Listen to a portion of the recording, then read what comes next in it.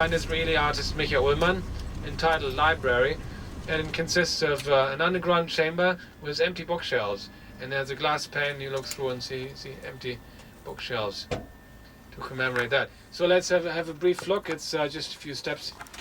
The left and the right reads in the middle of the square. On May 10th, 1933, National Socialist students burned the works of hundreds of free writers, publicists, philosophers and scientists.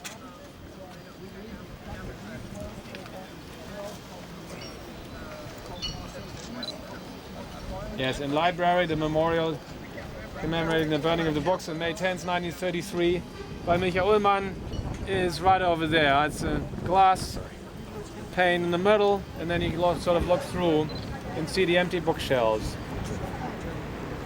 Okay, so this is a memorial thing? Well, this is a memorial plaque, and then the actual memorial is other group is standing on top of it. Oh, I see, okay. It's right there. You see the glass pane, and then if you go very close, you can look through and see the empty bookshelves. There's a quote by Heine. Das war ein Vorspiel nur.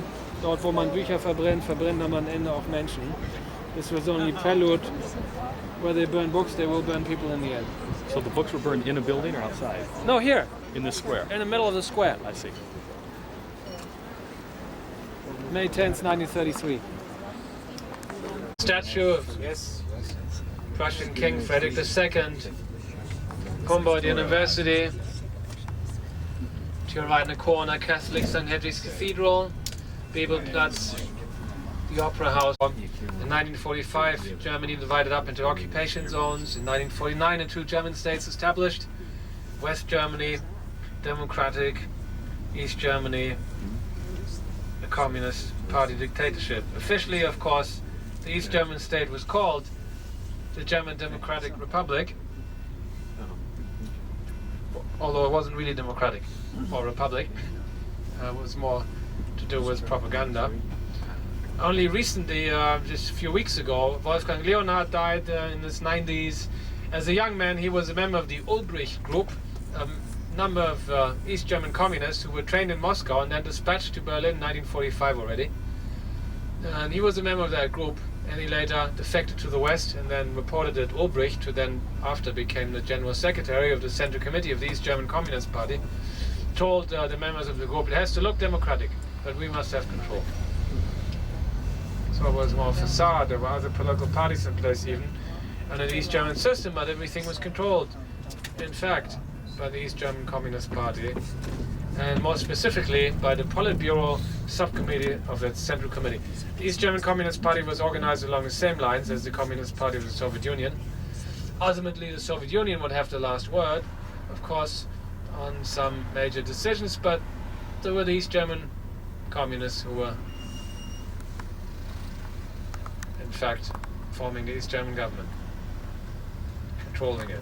But economically, in the East and in the West, there was political freedom. In the East, communist-style party dictatorship. Many East Germans didn't like it and simply moved over to West Germany. The estimate is between 1945 and 1961, the end of the war, and the year the wall went up in Berlin, 3.5 million people left East Germany and went over to the West. If you consider that in 1946 the total population in the Soviet-controlled part of Germany was only 18 million, you can understand that was a lot. 20% of the people left. Including lots of young people, including also skilled workers, scientists, engineers, doctors.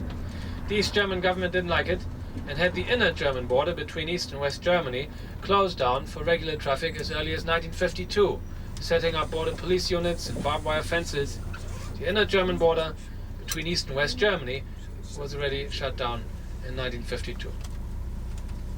In Berlin, however, it was a bit more complicated because of the Allied four-power status of Berlin and the resolve displayed by the Western Allies to keep their part of Berlin and protect the 2 million people living in West Berlin and their rights of political self-determination. Again, West Berlin was like an island, an enclave. The shortest distance from West Berlin to West Germany was 100 miles, 160 kilometers. But there were some transit links that connected it, road and rail and air corridors. And West Berlin was heavily subsidized by the West German government and protected by a small garrison of American, British and French soldiers. A rather symbolic presence, but the military presence in West Berlin of American, British and French soldiers was a clear sign to the Soviets that the Western Allies in fact were keen to keep their part of the city. The first major Cold War crisis, after all, had centered around Berlin. In 1948, the Soviet Union trying to get the Western Allies